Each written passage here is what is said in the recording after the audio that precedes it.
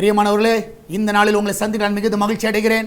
இந்த நாளிலே கர்த்தர் நமக்கு கொடுக்கிற வாக்குத்தத்தம் சங்கீதம் 143வது சங்கீதம் 8வது வசனம், Psalms 143 verse 8.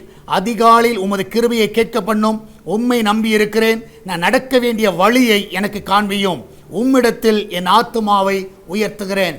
நான் நடக்க வேண்டிய வழியை எனக்கு காண்பியும். இந்த காலை வேளையில நீ ஆண்டவருடைய கேளுங்க, ஆண்டவரே நான் எந்த பாதையில் போகணும், என்ன செய்ய வேண்டும், என்ன செய்யக்கூடாது, எல்லாவற்றையும் எனக்கு காண்பி என்று கேளுங்க. நீங்கள் நடக்க வேண்டிய வழியை அவர் காட்டுவார். அவர்கிட்ட ஆலோசனை கேளுங்க. உங்கள் மேலே கண்ணை வைத்து அவர் ஆலோசனை சொல்லுவார்.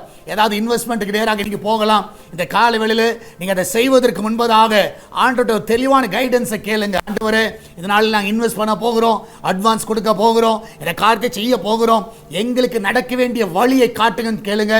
நிச்சயமாக கர்த்தர் வழியை காட்டுவார். நம்ம எல்லாரும் ஜெபிக்கலாமா? நன்றி ஆண்டவரே, இந்த அருமையானது வேலைக்காய் சோத்திருக்கிறோம். ஆண்டவர் நாங்கள் நடக்க வேண்டிய வழி எங்களுக்கு காட்டுங்கப்பா. இந்த நாளில் ஆண்டவரே உங்களுடைய பிள்ளைகள் எடுக்கிற முயற்சிகள் அது என்ன காரியமாக இருக்கட்டும், அது வேலை காரியமாகவோ, எதிர்கால திட்டங்களோ, ஆண்டவரே கத்தா ஆஃபீஸ் காரியங்களோ, ஆண்டவரே கத்தா நியூ ஜாப் காரியங்களோ, ஆண்டவரே எந்த ஒரு காரியமாக இருக்கலாம், இந்த நாளிலே அவர்களுக்கு வழியை நீர் காட்ட வேணுமா ஜெபிக்கிறேனப்பா. ஆண்டவரே எடுக்கிற எல்லா ஸ்டெப்ஸ் ஆண்டவரே ஜெயத்தோடு முடியட்டுமப்பா. அந்த பிள்ளையோட வாழ்க்கையில நன்மைகளை காண செய்வீராக. உன்னை அதிசயம் காண பண்ணுவேன் என்று சொன்ன தேவன் என்னால் அதிசயத்தை காண பண்ணுங்கப்பா. அந்த மெடிக்கல் ரிப்போர்ட் எல்லாம் சாதகமாய் வரட்டும். ஆண்டவரே டாக்டருடைய கண்ணில் தயவு கிடைக்கட்டும், மனுஷ தயவு கிடைக்கட்டும், அதிகாரிகள் கண்ணில் தயவு கிடைக்கட்டும். அந்த கோர்ட்டு கேஸ் எல்லாம் ஆண்டவரே அவர்களுக்கு சாதகமாய் முடிவதாக அதுக்கு நல்ல ஒரு ஆலோசனை தர வேணுமா ஜெபிக்கிறேனப்பா.